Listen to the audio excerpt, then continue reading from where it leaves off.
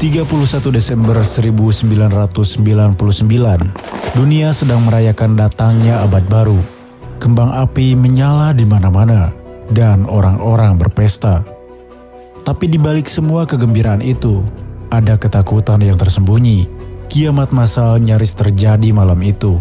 Karena pada saat itu, nuklir bisa saja meledak, roket bisa meluncur tanpa perintah manusia, listrik bisa mati total.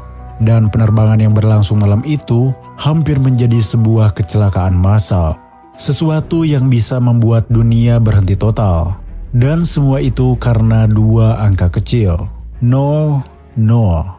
Ya, namanya bug Y2K atau Y2K. Masalahnya sederhana, tapi dampaknya bisa menjadi bencana global. Komputer pada masa itu menyimpan tanggal dan hanya 2 digit terakhir dari tahun.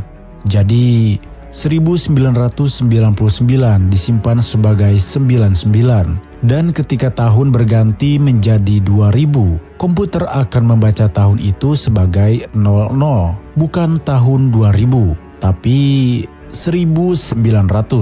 Kedengarannya memang sepele, tapi komputer bukan manusia. Dia nggak tahu maksud kita, dan saat komputer bingung, dia bisa panik. Dan ketika komputer panik, satu sistem bisa rusak. Dan ketika satu sistem rusak, seluruh jaringan bisa ikut jatuh. Mari kita mundur sedikit. Tahun 1960-an hingga 1980, memori komputer itu mahal, sangat mahal. Jadi, untuk menghemat ruang, para programmer saat itu cuma memakai 2 digit untuk menyimpan tahun. Masalahnya, mereka gak berpikir jauh ke depan. Tahun 2000 masih terasa sangat jauh kala itu. Jadi masalah itu dianggap urusan nanti. Dan saat nanti itu akhirnya datang, semua jadi kalang kabut. Bayangkan, jika komputer di bank membaca tahun 2000 sebagai 1900, artinya semua bunga, tabungan, dan transaksi bisa kacau. Bayangkan, kamu ditagih bunga pinjaman 100 tahun, padahal kamu baru pinjam seminggu lalu. Atau sistem penerbangan. Jika komputer tidak memahami waktu dengan benar, maka sistem navigasi bisa gagal, otomatisasi radar jadi kacau, dan pesawat-pesawat bisa kehilangan arah di langit malam. Pemerintah di seluruh dunia mulai panik. Perusahaan besar mulai melakukan audit sistem mereka. Perusahaan penerbangan, rumah sakit, perbankan, bahkan fasilitas nuklir, semua diperiksa satu persatu. Amerika Serikat menghabiskan lebih dari 100 miliar dolar untuk memperbaiki sistem. Inggris menggelontorkan 30 miliar, dan Indonesia? Meskipun tidak sebanyak itu, pemerintah juga mulai mengambil tindakan. Banyak yang percaya malam 31 Desember 1999 akan jadi kiamat teknologi. Stok makanan ludes diborong, air mineral habis, generator listrik mati, bahkan ada yang pindah ke bunker bawah tanah, menyiapkan diri untuk akhir dunia.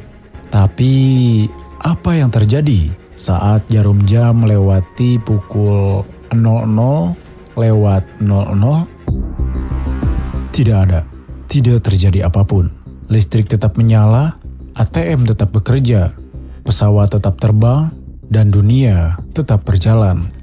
Lalu banyak orang bilang, ternyata cuma hoax. Tapi apakah benar begitu? Faktanya tidak.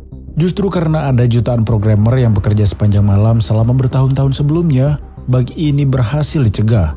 Bahkan, programmer senior sebelumnya yang telah pensiun dipanggil kembali untuk mengatasi masalah ini. Berkat itu, kita tidak melihat kehancuran, karena semuanya sudah diperbaiki sebelum itu terjadi. Sekarang, mari kita mainkan sebuah permainan. Bagaimana jika bug Y2K ini tidak diperbaiki?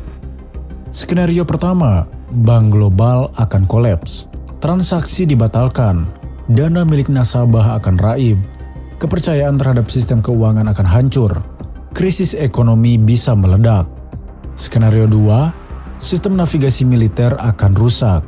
Beberapa negara memiliki rudal otomatis berbasis waktu.